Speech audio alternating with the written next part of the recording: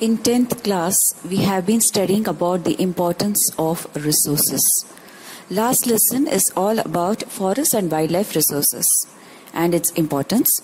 Now this lesson is all about water resources and its importance, the need for the conservation of the water resources. Water is considered as the elixir of life, and hence this water resources is a very, very important resource. These are some few facts on water resources. Nearly 3/4 of water surface is covered by water. Quite obvious, that is the reason that water is considered to be as a blue planet. 96.5% of the total volume of world's water exists in ocean. That means in saline.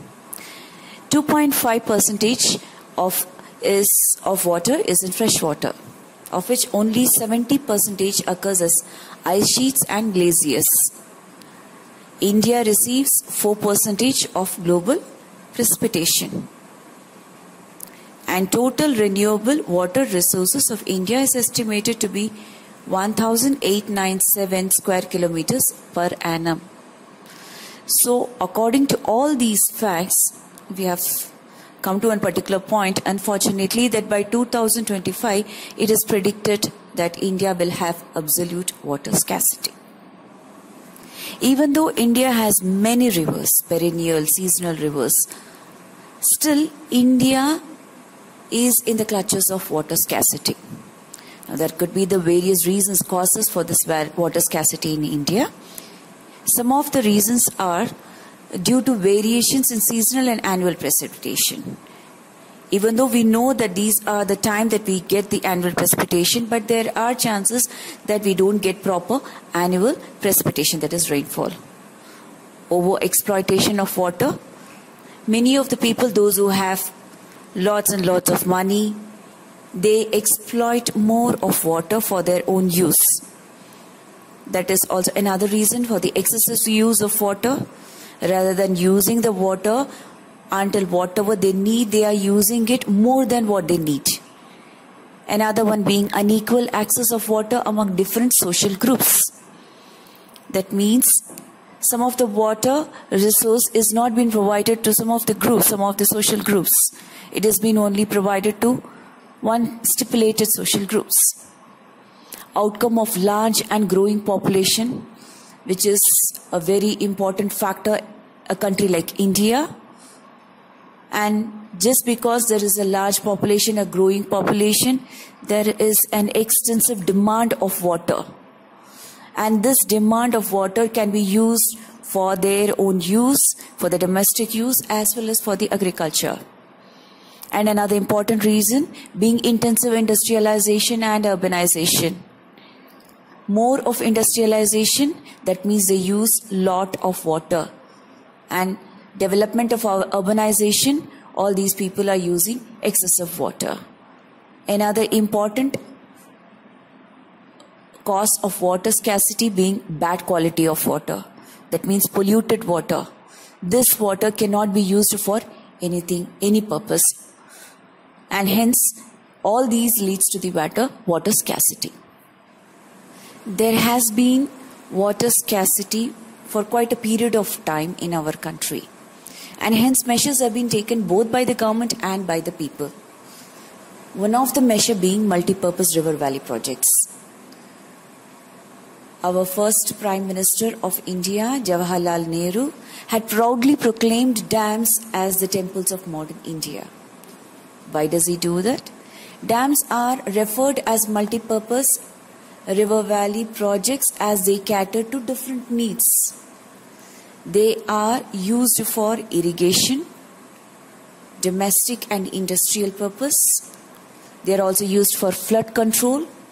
They are used for recreation and hence for many other economic development of the country, inland navigation, and also for fish breeding.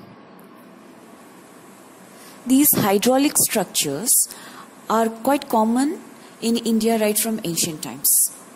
We have been finding this right from 1st century BC. In Allahabad, we had sophisticated water harvesting system which has been channeling the flood water of Ganga river. The great Chandragupta Maurya had built dams, lakes and irrigation systems.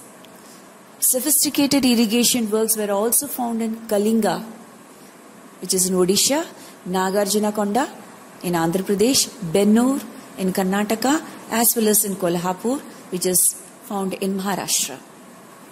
Bhopal Lake, which is considered to be the largest artificial lakes of India, was built in 11th century.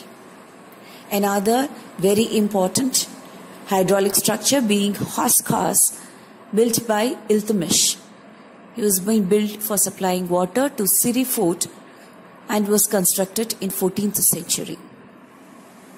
There are many merits for the multipurpose river valley projects, but still there are some demerits of multipurpose river valley projects.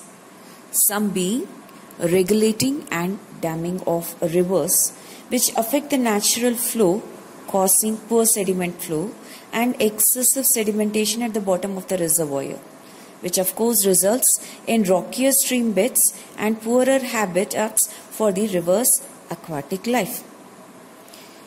Another being spawning difficulty. Now these dams also fragment rivers, making it difficult for aquatic fauna to migrate, especially for spawning. Another being, it also creates flash floods. Now these big dams have mostly been unsuccessful in controlling floods at the time of excessive rainfall. They actually create more of floods rather than controlling floods, and hence creates flash floods. And apart from all these things, there were also the reasons for many of the social movements like Narmada Bachao Andolan and Tehri Dam Andolan. Another one being it causes sedimentation. Sedimentation also meant that the floodplains were deprived of silt, a natural fertilizer, further adding on to the problem of land degradation. Another being it triggers earthquakes, because when they are making the multipurpose river valley projects, they trigger earthquakes. It also causes waterborne diseases, because all these water are being stagnated, they have been collected and stagnated in one particular area. Hence it may also cause waterborne diseases. Rainwater harvesting system has been practiced in our country. It is an age-old system in our country. Now this water harvesting system is a viable alternative both socio-economically and environmentally.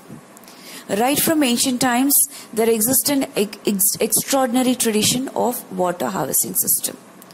People actually had in-depth knowledge about precipitation and developed wide-ranging techniques to harvest this water for the future use. There are different types of rainwater harvesting system practices which has been practiced in our country. One being gulls or kuls.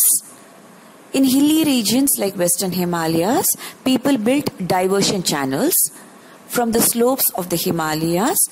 These channels have been directed towards one particular structure, storage structure, which is called as gulls or kuls, and which will be used for the domestic as well as for the agriculture purpose. Another being rooftop rainwater harvesting system, which is otherwise also called as tankas. Now this is commonly practiced in India, all over India, to store water. Especially these tankas are being practiced in Rajasthan. Another one being inundation channels. This has been practiced in the floodplains of Bengal. The people developed these channels to irrigate their fields from the floodplains. Another one, khadans or johats.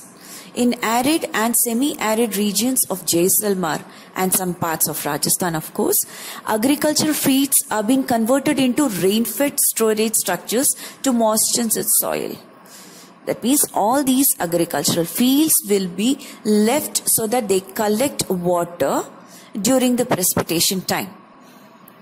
And all these water, they just seep inside the water, and hence the groundwater level will also increase, as well as it will also moisten the soil, whereas it will enrich the soil.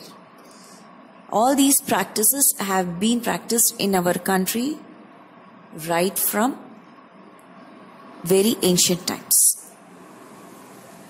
There are many important measures which has been taken by the government to conserve this water resource. But still, it is the responsibility of us as the global citizens to conserve and save for the future all these water resources.